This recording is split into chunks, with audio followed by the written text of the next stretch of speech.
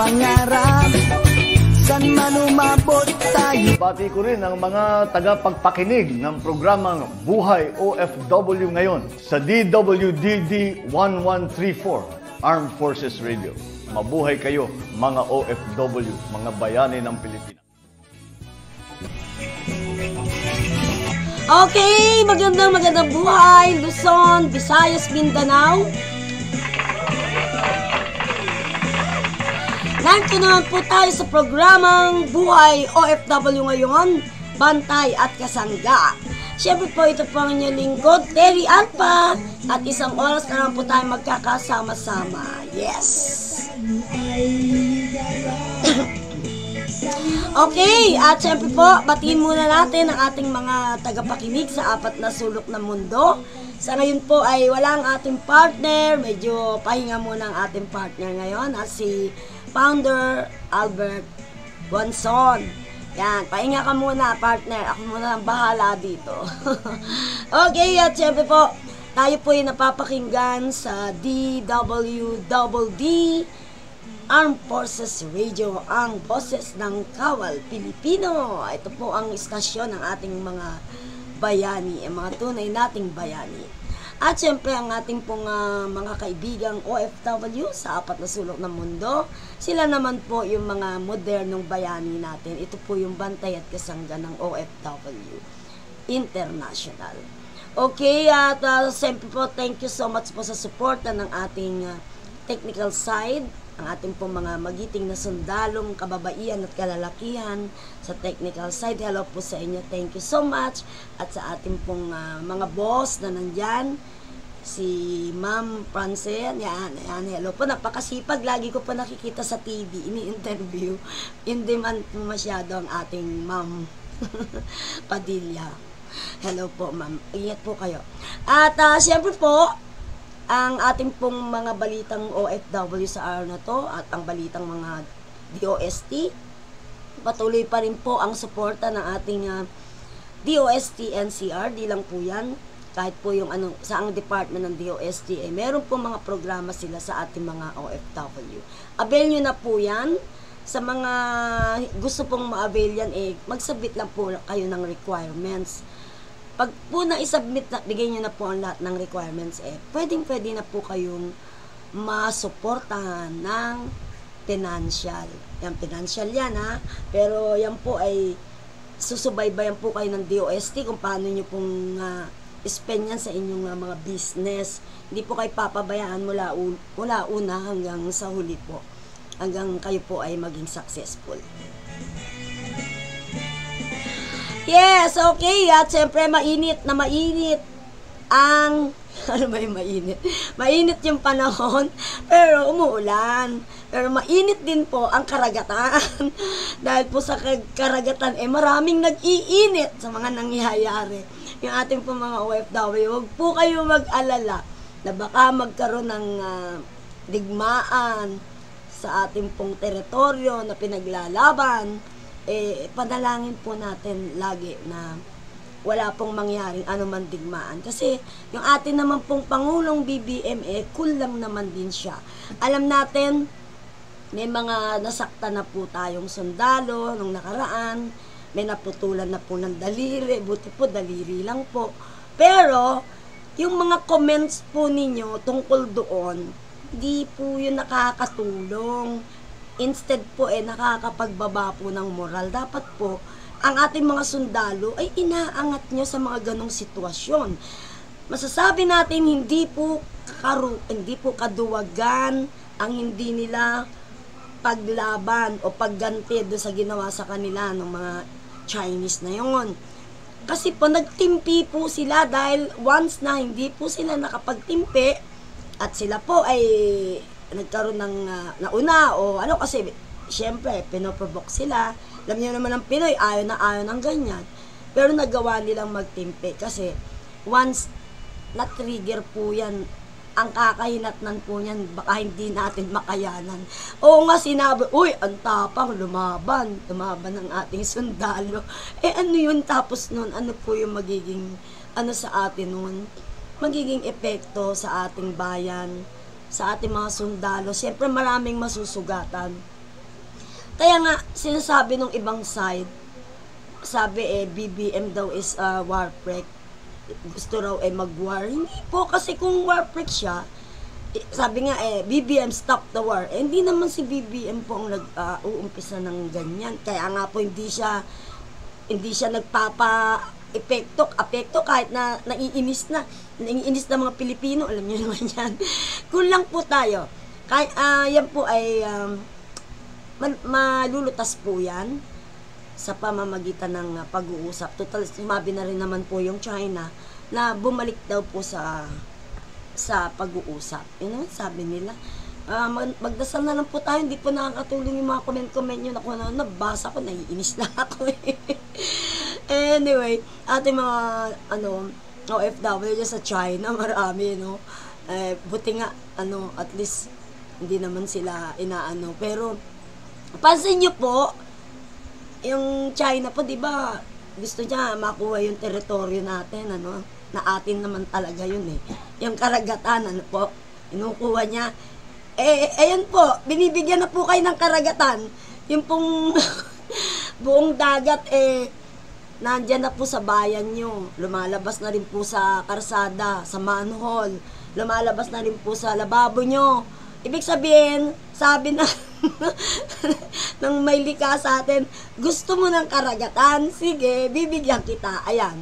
Yun nga lang po, hindi rin po tayo nasisiyahan kasi po maraming mga inosenteng kababayan natin na Chinese na naapektuhan po sila nung baha, na matinding baha, super talaga.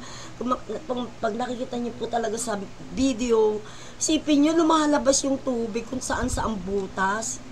Talagang talagang ibinubuhos po ang tubig sa kanila. Kaya yun po yung nagiging isipan po ng ating mga kabayan. Naghahangad kayo ng malaking karagatan. Ito, ibibigay ko sa iyo. Ayan po yung para bang di natin masabi kung naggalit nga po yung nasa taas dahil sa sobrang sakim, ang laki-laki ng dagat. Ba't na ipag-away at ayaw pang payagang mangista ang ating mga fisherman, 'di ba? Parang hindi maganda yung ganon. Anyway, talagang ganyan. Ang sabi nga po ni Nostradamus, tayo po ay dadaan sa napakahirap na sitwasyon, sa napakahalos tagutom lahat bago natin makamit yung sinasabing paraiso. Yan po yan. Kaya handa po natin ang ating sarili. Huwag po tayong makalimot. Manalangin po tayo. Yung awit 91 po ang inyong dasalin. Lahat na po nandyan. Andyan na po. Liligtas kayo pag kayo po ay mananalig. Okay.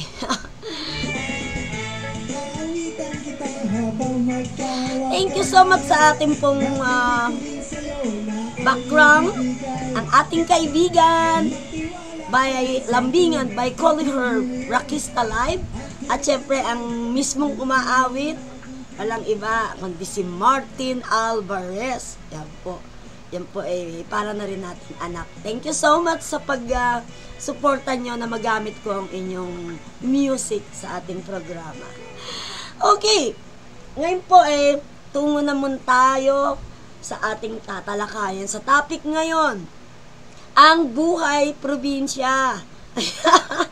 Ano pag narinig natin, ang buhay probinsya, ano pa papasok sa inyong isip? Masarap, diba? Very relaxing. Sa mga sa mga mahilig sa mga nature.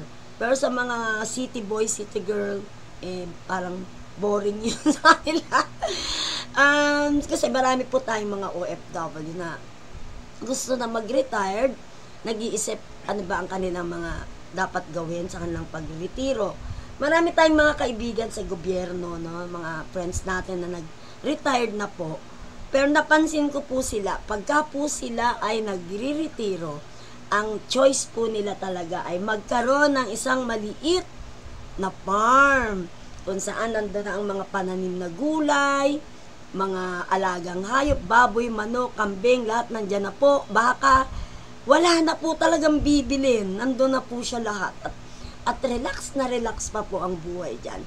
At syempre, alamin natin at panuorin nyo tong ating pinuntahang lugar kung saan makikita nyo kung paano magdiwang ng kanilang birthday party ang mga taga-probinsya. Super bongga talaga, ang saya-saya.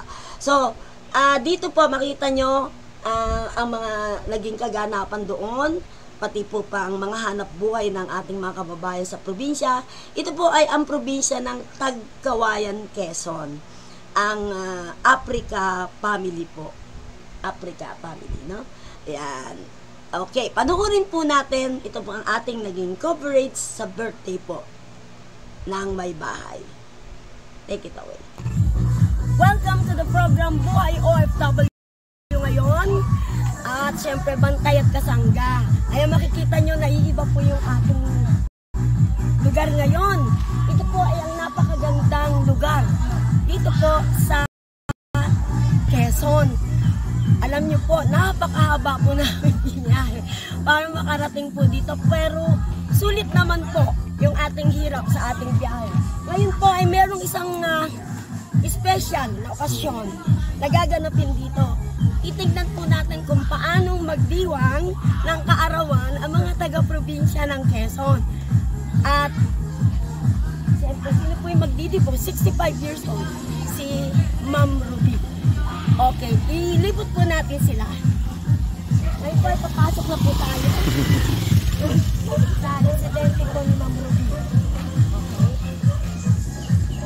Okay. Ito po yung pagdadanapan ng 65 years party ni Sister Ruby. Si Sister Ruby po ay kamag-anak po ng ating manugang. Kapatid po siya ng ating balae na si Dempet. Ito po yung ating sige. Hello sa inyo, hello.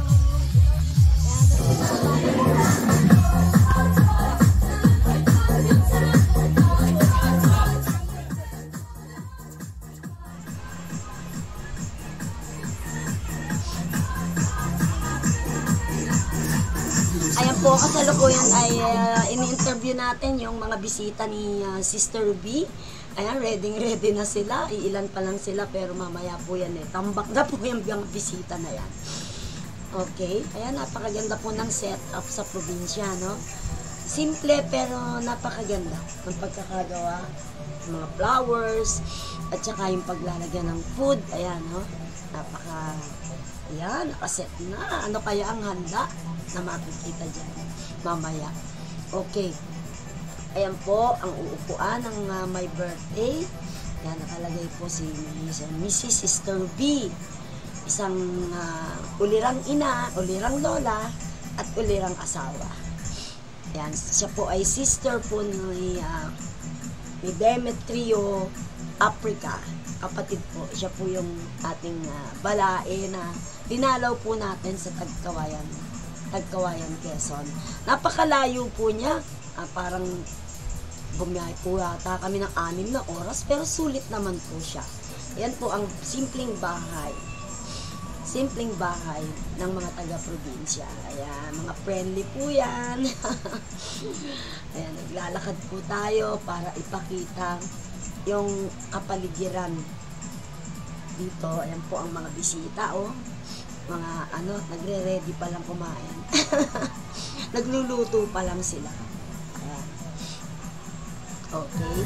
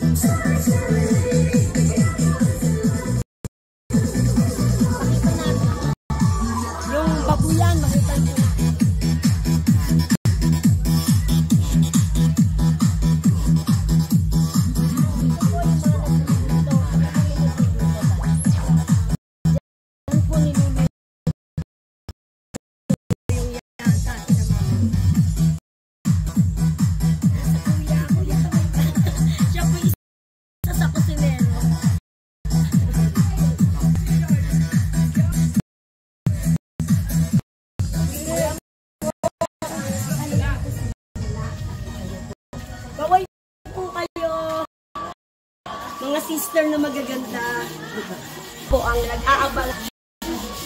At asan po? Wala po yun. Mamaya po makikita nyo.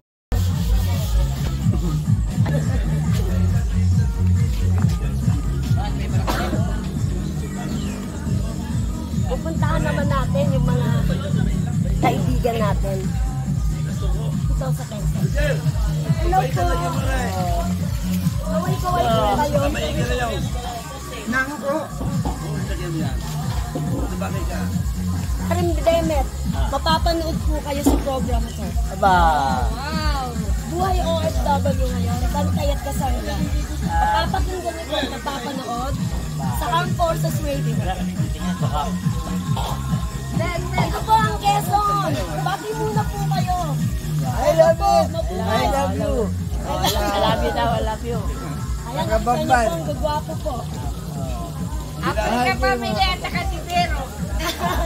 Binabati ko aking sige po. bayong taong Sige po, kabati po kayo. Siman. Sila. Siman.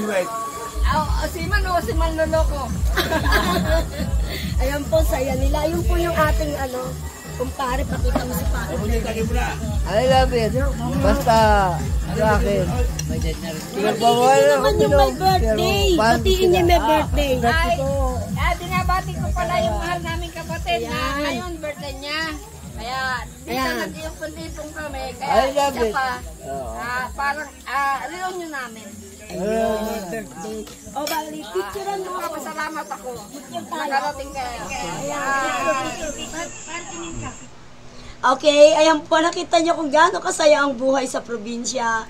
Nagiinuman po sila, pero masaya talaga. Alam niyo po sa probinsya, ordinary lang po yung umiinom tuba o may inumin nila dyan.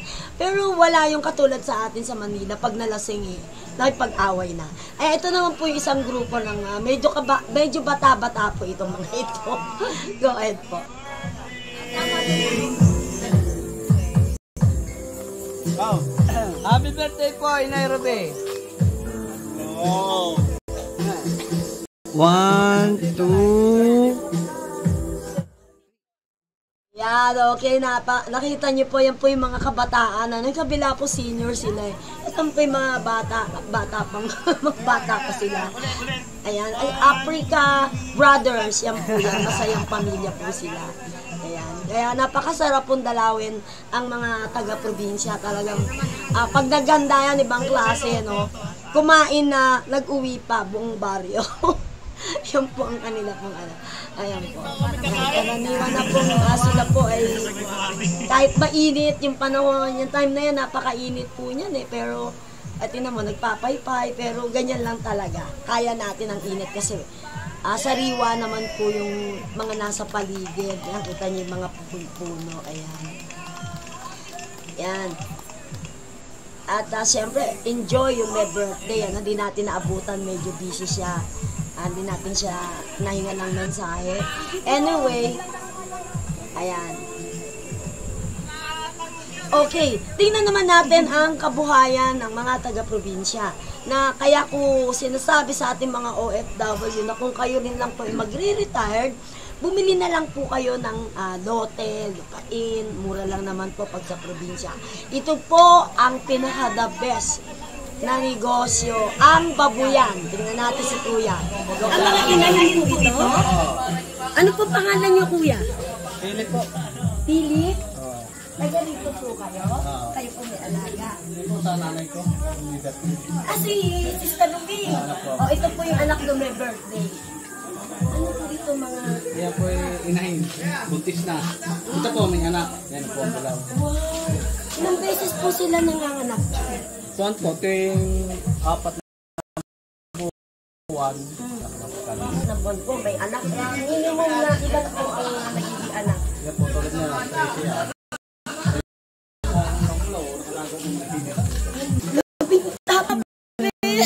Picturean mo. Ang bibiik. Ayan Yan po, tagkamalak na isang yun. So, sa ngayon ninyo. Tapos ba't nanganganak po sila every? 4 na buwan. 4 na buwan. At ang anak ko is po, sa isang nanay. Hindi mo po pare-parehas. May 10. Tapos, ilang buwan po bago sila lumaki? Wawalay po yan pag nakasang buwan. Wawalay. Papalaki na ng 3 buwan. Bali, doon na po ba yun, yung mga lumaki na? Oo, pag nilalagay na po dyan pagka nakawalay na. Ito, ayan tulad niya. Ang gulo naman, negosyo pala nito. Ayan, ay, mga cute. So, mga ilang buwan na po sila? Isang buwan kalahati. Hindi po ba kayo nag-OFW? Dito na lang po kayo talaga. Wala po kayong support sa DOST? Pero pwede po kayo mag-request kasi meron na po kayong babuyan. Tutulungan po kayo at bibigyan ng puhunan po. Sabihin nyo lang po sa akin. Okay. So, ilang buwan bago maging ano na sila talaga? Benta? Mga 2 buwan kalahati po. 2 buwan at kalahati. Total po ng ilang buwan? Mga 3 kalahati. 3 kalahating buwan. Tapos ano pong ginagawa nyo? Binibenta nyo po? Binibenta po na buo? Ayun, sila na ba na magkatay? Magkano po nagkakalaga isa? Magkakakompromisa lang kayo pagka isang dami yung edisyon na dyan. Gano'n natagal na po kayo magbababulan? Taon na ko, 45 years. So ito lang po talaga yung hanap buhay nyo. Concentrate po kayo rito. Ayan sa ating mga nanonood na OFW, umuwi na po kayo, gayahin nyo si Kuya. Kita nyo nasa Pilipinas lang, walang homesick. Kumikita ng magkano sa ilang buwan lang. Tiyagaan lang yan. Tsaka kung meron kayong malaking lugar, ito po ang pinaka-best na business na yung babuyan. Ayan. Kuya, ang iyong tanay sa yung nanay. Go ahead po. Happy birthday sa nanay ko at sana masaya siya. Ayun, nandun saya talaga dito sa inyo. Okay kuya, maraming salamat ha. At ikot pa po kami dito. Okay. Bahay na aming tinuluyan. Ito si kuya. Ayan, patiin niyo po ng happy birthday yung pong may arawan ngayon. Happy birthday po, Nay. More birthdays po, ma'am. Ito po ba mga bisita Ito po yung tatay ko. Ito yung stepmother ko. Saan po sila galing? Manila din po sila. Sa Manila, mga Ito dumayo po pa yung sila. Bukal. Barangay Bukal. Sige po, batiin niyo po yung may birthday. Kayo po yung napapanood sa aking programa. Buhay OFW ngayon. Bantay at kasangga. Sige po, batiin niyo si Sister Ruby. Go ahead po. Happy birthday po. Happy birthday. Ayan. Enjoy nyo lang po yung handa mamaya ah. Ayan, mga dumayo po sila mula pa sa Manila. Okay, pakita natin yung kagandahan ng lugar. Ang sarap talaga sa lugar nyo. Preskong presko. Ayan, dito tayo sa baka. Kaninong baka to, kuya? Kaninong baka? Kanino? Doon. Ilan yan? Wow! Sige, picture mo sa baka. Yan. Yan ang sarap magpa-picture sa mga baka o sa bulalo. Mga future bulalo po yan. Ayan, sige. At pupunta naman tayo sa bandang Kubo naman. Para tayo nasa Maysilan, di ba? Ang sarap ng buhay probinsya. Ang sarap talaga. Sa mga OFW po, pag magre-retire kayo, lupa po ang inyong ipuna. Tapos mag-farm kayo. Ang daming manok ko. Ayun, lechon.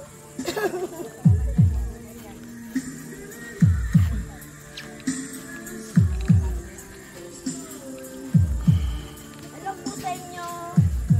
Batiin niyo po yung my birthday. Go ahead. Naka-video. Birthday, Carby. Picturean mo kami dito. Sige po. Wow. Ayan. Okay, yan ang mga naglilitsyon. Habang naglilitsyon po, sila rin po ay nalilitsyon sa init. Ayan, ayun o. Filipino tradition, hindi masayang party. Pag walang litsyon, ay nakita nyo, hinihimas-himas na po ang ating kaibigang litsyon. Dan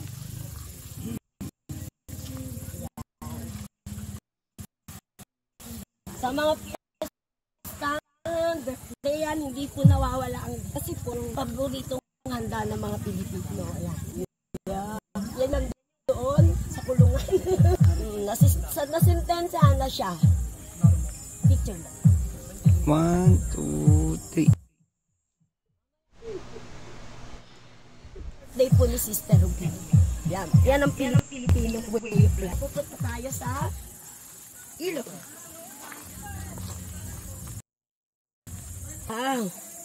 Meron din pala rin. Pwede, balasan yan. Ito po ang ilog ng Tagkawayan, Quezon. Ito pong lugar na ito ay sakop po ni Ma'am Ruby, ni Sister Ruby.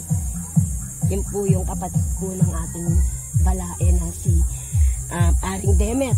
Nakita niyo po, oh, yung ilog po na sakop ng kanilang lupa, ay nagkaroon po sila doon ng mga vitamin cottage. Mga cottage. O, diba? Meron na silang negosyo.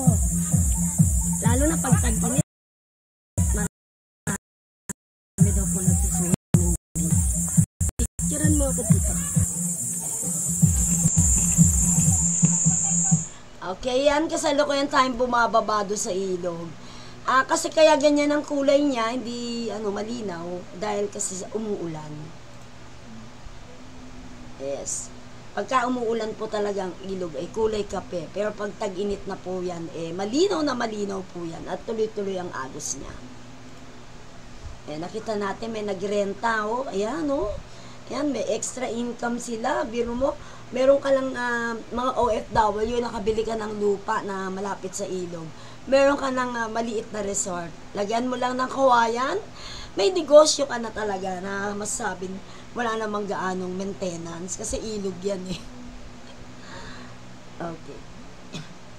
So, yung araw na ito, kung paano pong nagdiriwa ang ating mga kababayan ng kaarawan, fiesta, o ano pa man yun, kasalan, o tigyagan.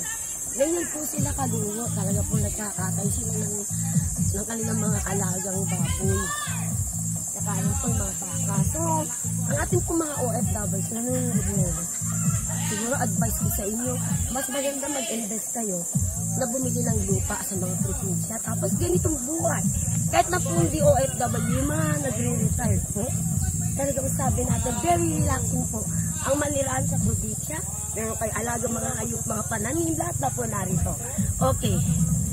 Sana po ay ma-enjoy nyo ang panonood dito sa amin. Ganun din po yung mga gustong magbakasyon. Pumunta po kayo sa Quezon po. Napakarami po magagandang lugar dito. At ganun din po yung, hindi lang po dito sa lugar na kinaroroonan na namin. Napakarami pa pong magagandang namin dito. At napakaganda po mag-retire dito sa Quezon po. Okay, hindi na po tayo sa kakalakad. Pansamantala na po tayo magpapaalam.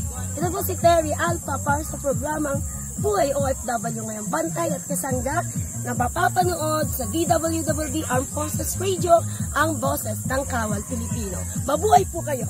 Happy birthday po, Sister Ruby.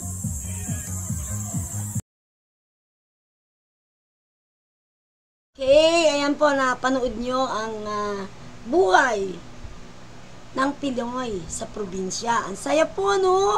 Kahit init na init ako talaga noon, hihingal ako, pero parang hindi ko naramdaman kasi ang saya po eh. Hindi natin pa nakita yung part ng kung saan yung party. Alam niyo po, pag nag-party po ang mga taga-probinsya, talagang anli sayawan, anli kantahan. Pati sa kainan, talagang bawat umuwi ay may bit-bit, may Sharon. Siguro, yung kaninang na-interview po natin, yung babuyan, parang the best, ano po yun, business eh. Kasi, bawat nakikita mong lumalabas na biik, pera po yun. Napakalaking pera nun. Kaya, yun ang number one siguro na ano. Tapos, alam niyo dito sa Manila, kung meron lang akong bakuran dito, mag-aalaga ako ng baboy eh. Kaso, lagot ako sa kapitbahay. Kasi alam niyo naman po, pagka baboy, baboy yan. Nangangamoy. Pera nga siya, kaso makakaabala ka naman ng mga kapitbahay. Kaya hindi po pinapayagan dito yan. Ngayon, sa mga probinsya po, okay lang. Nung time pong nandun kami, yung pong tinuluyan naming bahay, Tama-tama po, yung pala pong kanyang baboy nung gabi nanganak. Gusto ko sanang kuhanan siya ng video, kaya lang baka ma-disturb yung nanay, maabala yung paglalabas niya ng mga baby. So, ang nangyari na lang doon, nag-monitor na lang kami. Imagine, sa isang, irihan lang, 13 biik, na ang bawat isa ay after 3 months yata, no? After 3 months, mabebenta na siya ng 3,500 to 4,000. Kung 13 yun, sa 10 na lang natin, sa 3,500, may 350,000. Grabe, di ba mga OFW? Ngayon, kayong halimbawa, yan ang mga gusto nyong business. Yung paghahayupan. Paghayupan. Ibig sabihin, pwede kayo mag-alaga ng itik, ng manok, ng mga pabo, turkey, yan po. Doon po sa pinuntahan po namin ng DOST, may binisit po kami doon Yung pong nasuporta ng DOST, yung balot, penoy, itik. Yung itikan po doon sa May Laguna, pinuntahan po namin. Nagsimula lang po yun sa konting alaga lang po. Ngayon sikat na sila. Sila po yung may mga sikat na itik na balot. Diyan, tindahan ng balot sa Laguna. Yung balot ni Kuya. Ayun. Makikita niyo po yung balot ni Kuya na yan sa highway. Ang laki-laki na po ng kanilang shop. Yan po ay suportado po ng DOST. Nagsikap lang po yan. At saka po, pagka po mga ganyan mga gusto nyo pag-alaga ng hayop, pwede po naman kayong pasuporta naman po sa PICAARD, DOST PICAARD. Yan po yung karamihan po ng sinusuportahan nila yung mga nag-aalaga po ng mga kahayupan. Yung balot ni Kuya, bukod po doon, meron din po silang tindang itik. Yung fried itik, naku, maraming naglalaway dyan kasi masarap daw yan Tapos yan pa ba nakita kong alaga doon? Yung manok, yung manukan, yung poultry. Doon naman po yung mga itlog naman. Yan ding itlog talagang araw-araw kinukonsumo yan ng ating mga kababayan. Kaya wala ka ring pagkalugi pag poultry ang iyong naging business. Yun nga lang, yung mga nabanggit ko, yung babuyan, yung poultry, kailangan niya na malaki ang iyong lupain, ang iyong tubig tuloy-tuloy, kasi maano po talaga sa tubig dahil sa paglilinis. Yan po. At napakarami pa pong negosyo ang pwedeng nyong gawin. Makipag-ugnayan lang po kayo sa DOST. Kung kayo po ay mahilig sa food processing, meron po diyang nagpa-process po ng juice, mga kalamansi juice. Kung gusto nyo naman po ng sabon, mga kailangan nyo ng papaya soup, pepino, yan po ang mga napakaraming tinutulungan po ng DOST. At meron din po kaming nabisita na isang wine brewery diyan po sa Palawan, kung saan po ang sarap ng kanyang mga wine made of fruits. Natural fresh fruits po yung wine nila roon. Yun po yung mga gamit po nila roon for processing, provided po lahat ng DOST yan. Tayo po ay nakapag-around the Philippines dahil po sa DOST. Dahil binibisita po natin lahat ng kanilang sinusuportahang mga negosyante, mga small entrepreneurs sila. Pag kami naman po ay napasok sa processing ng mga candies, mga chips, wow, ang sarap yung chicharong kalabaw. Diyan naman po yan sa probinsya po ng Cagayan. Ayan, dyan po kami nakatikim ng chicharon na kalabaw. Una, ayaw ko sabi ko, yoko yan, kalabaw. Aba, mas malinamnam pa pala yan sa chicharon ng baboy. Sa mushroom, dinalaw din po namin yan. Yan pong paggagawa ng mushroom chips. Napakarami po na pwedeng gawin. Pwedeng maging negosyo na magpatulong po kayo sa DOST.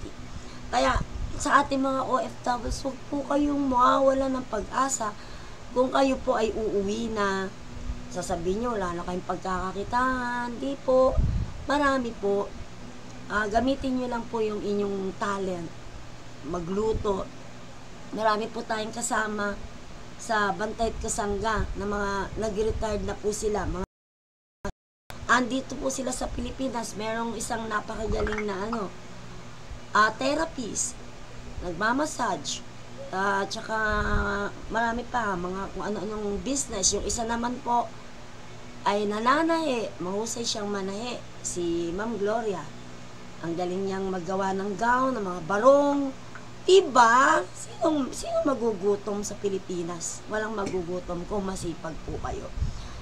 At sino pa ba? Ayan, congrats din sa ating mga OFW na ang sisipag at successful na. At yung mga hindi pa po nagsisimula ng business, start na po kayo sa pamamagitan po ng maliit lang na puhunan. At sabi nga, kung wala kang puhunan, andyan ang DOST NCR. Handa po silang mag-provide ng capital worth hanggang 500,000. Depende po kung anong uri ng business. Kailangan lang po makapagbigay kayo ng requirements, katulad po ng business permit, DTI, tsaka po yung mga parang BIR, lahat po yan for business. Yan lang po, sigurado, approve ang inyong negosyo. Okay, at siyempre bago tayo pansamantalang magpapaalam, meron pa tayong 3 minuto ba, mahaba pa yun. Atin munang batiin ang ating mga anak dyan po sa Dubai. Sumisikat po nating anak na YYDU, si Christian po at si Maki. Sila po ang stars of the Dubai Tourism. Kasi once binuksan nyo yung website ng Dubai Tourism, sila po yung kumakanta doon at nagba-background. At ang awitin po nila ay hindi po ordinaryo. Compose po nila yan. Pag pinakinggan mo, para ka nasa Alapaap, para kang nasa castle, talagang marerelax ka kasi yan po ay kanilang binuo, inompose, pati yung mga background nila, kakaibang gamit nilang instrumento. Yan po si Chris. Hello? At syempre, ang ating anak po sa Dubai naman, sa New Zealand, siya naman po ay registered nurse. Dadalawin kita dyan para madalaw ulit yung mga bakang marami dyan, tsaka yung mga tupa. Kung kayo po ay mahilig sa kabundukan, karagatan, at tsaka yung doon ko nakita yung yung Hobbit Town, yung mga sa Lord of the Ring, yung maliliit na duwende, na, hindi naman sila duwende, dwarf. Nakarating ako sa bahay nila. Ang ganda. Meron ako mga souvenir pictures. At yung pong New Zealand na bansa, open din po yan. Pag interesado kayong doon magpunta, mag-migrate, maluwag lang po. Yun naman po, lugar po ng maraming sleeping volcano. Yan. Yan po. At ang last kong pinuntang bansa ay ang Japan. Ang napakagandang bansang Japan. At saka, last is Armenia. Marami pa akong target Nasa bucket list ko lahat yan. Gusto kong mapuntahan ang mga lugar na yan at ma-interview ang ating mga OFW. Kumusta sila, kung ano mga gawa nila. Sa Dubai, napakarami pong tagumpay ng mga OFW, kusinero, restaurant, lahat ng business, mga Pinoy ang umahawak. Talagang super talaga ang Pinoy. Matutulang pa kayong mag-ipon para in the future, uuwi po kayo dito kayo magnegosyo. Di amang buhay po nasa ibang bansa kayo. Okay, ayan. Siguro, it's time to say goodbye. Thank you so much po sa lahat po ng followers and viewers. Continue lang po ang pag-follow sa ating pong DWDD Armed Forces Radio. Follow, likes, and share. Ito po ang radio ng ating mga sundalo. Sabi nga, boses ng Kawal Pilipino. At syempre po, likes and share, followin po ang aming page ng Buhay OFW ngayon, Virtual TV. Thank you so much. Good luck po and keep safe. Chairman Albert, ikaw po ay magpagaling ng gusto. Kailangan ka ng ating mga OFW. Sabi nga, helping OFW is our way of life. Ito po yung lingkod, Terry Alpha. Maraming salamat po. Good luck and God bless. Be happy.